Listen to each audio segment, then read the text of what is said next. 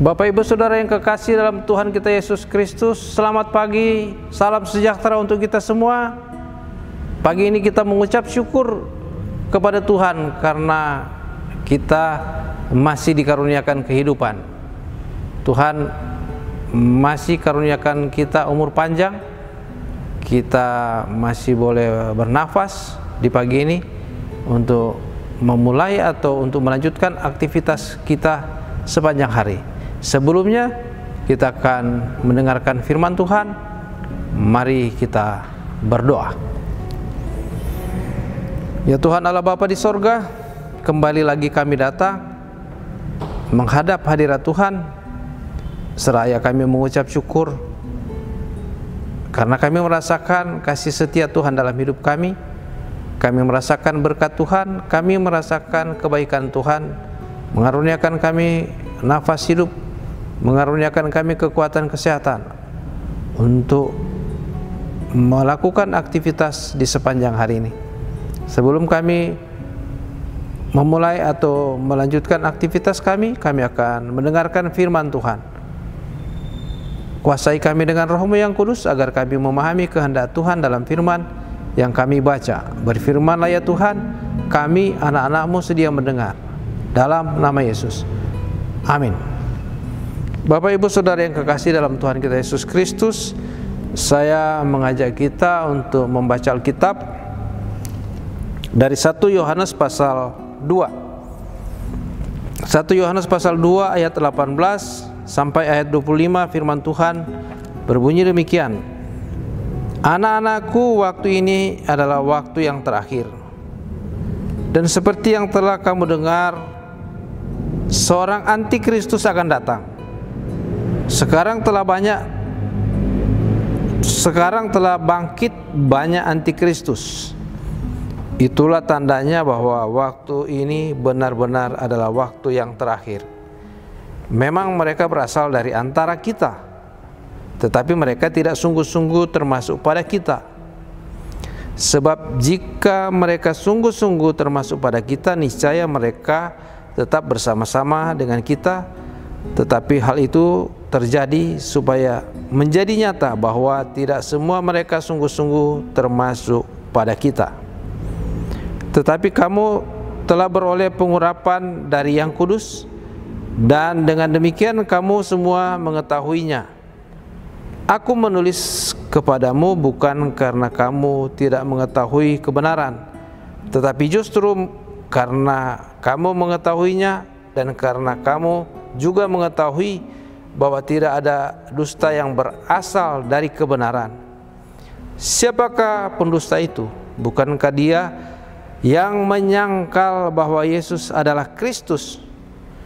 Dia itu adalah antikristus, yaitu dia yang menyangkal baik bapa maupun anak.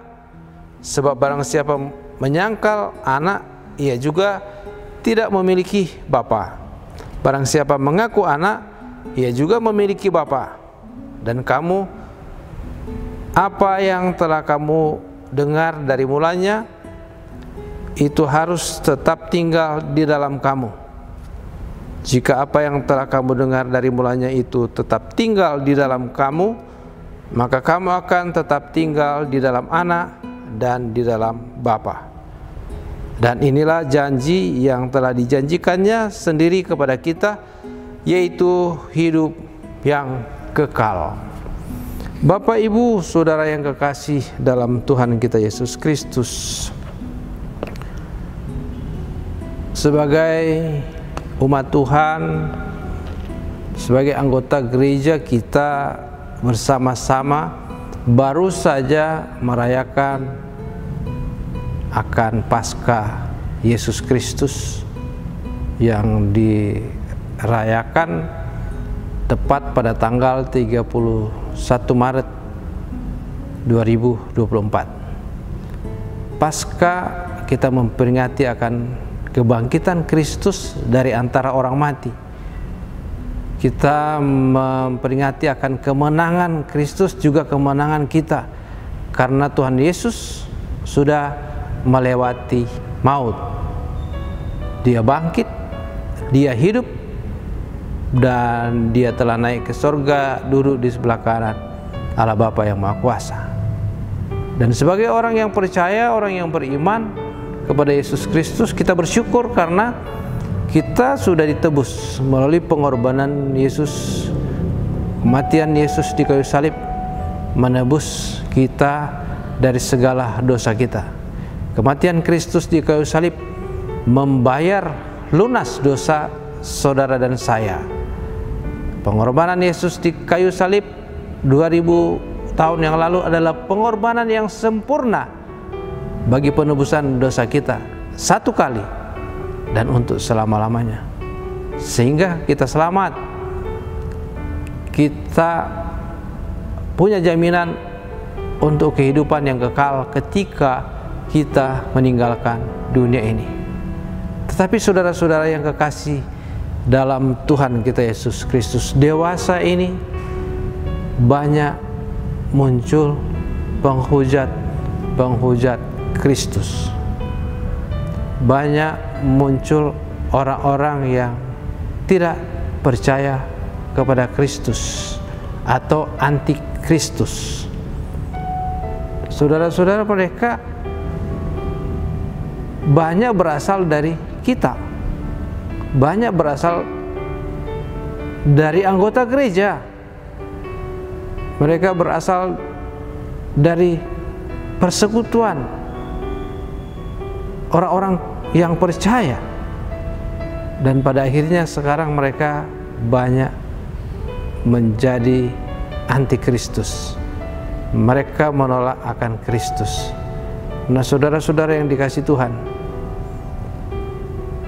kalau kita mendengar sekarang banyak unggahan-unggahan video yang disebarkan melalui media sosial, ya, YouTube, dan disebarkan melalui WhatsApp, khotbah-khotbah orang-orang yang tadinya pengikut Kristus meninggalkan Kristus. Saudara-saudara, mereka menjadi penghujat. Mereka tidak mengakui Yesus Kristus yang mati dan bangkit 2000 lebih tahun yang lalu. Mereka tidak percaya, mereka tidak beriman, dan bagian mereka sudah ada. Karena firman Tuhan berkata, "Akulah jalan dan kebenaran dan hidup." Itu kata Yesus. Tidak ada seorang pun yang datang kepada Bapa kalau tidak melalui aku. Yohanes 14 ayat 6. Yesus adalah jalan, kebenaran, dan hidup. Tidak ada seorang pun yang datang kepada Bapa kalau tidak melalui Yesus. Tetapi saudara-saudara, banyak yang meninggalkan Yesus, tapi tidak apa-apa. Yesus sudah, firman Tuhan sudah disampaikan, sudah ditulis bahwa memang akan muncul anti Kristus, tetapi mereka berasal dari persekutuan, mereka berasal dari anggota gereja dan menjadi penghujat Kristus. Firman Tuhan yang kita baca tadi mengatakan bahwa siapa yang tidak mengakui Yesus juga tidak mengakui Bapa. Siapa yang mengakui Yesus berarti dia juga mengakui Bapa yang mengutus Yesus Kristus. Berbahagialah kita, orang-orang yang percaya, yang tetap beriman kepada Tuhan Yesus. Karena Yesus sendiri pernah berkata, ya, siapa yang bertahan sampai pada kesudahan, dia akan selamat.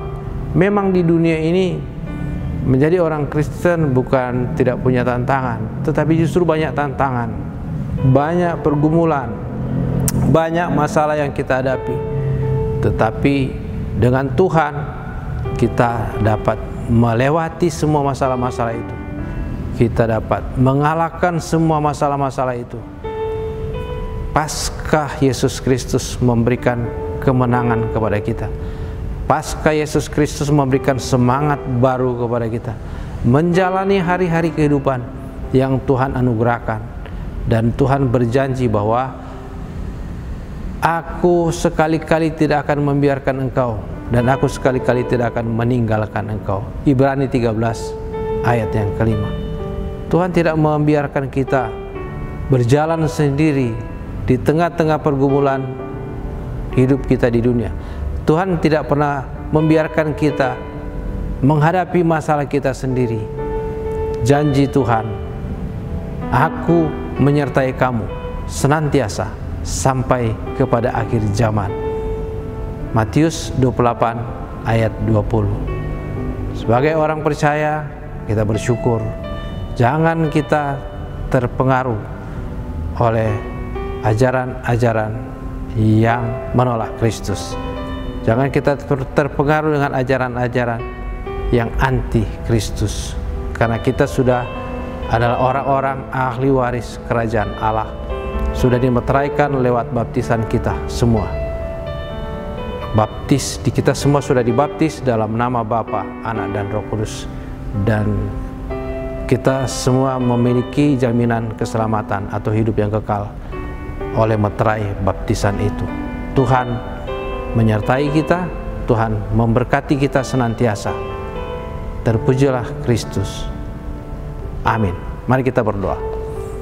Kami datang lagi Tuhan, menghadap hadirat Tuhan, seraya kami mengucap syukur karena kasih Tuhan begitu besar kepada kami, menembus dan menyelamatkan kami, berkorban untuk membayar lunas dosa kami di kayu salib. Oleh pengorbanan Kristus kami selamat. Kami memiliki jaminan kehidupan yang kekal karena penebusan Kristus. Terima kasih Tuhan. Ajar kami Tuhan untuk tetap tekun di dalam iman, untuk tetap kami bersandar kepada Tuhan sekalipun kami menghadapi berbagai pergumulan, tantangan, dan masalah-masalah hidup di dunia ini.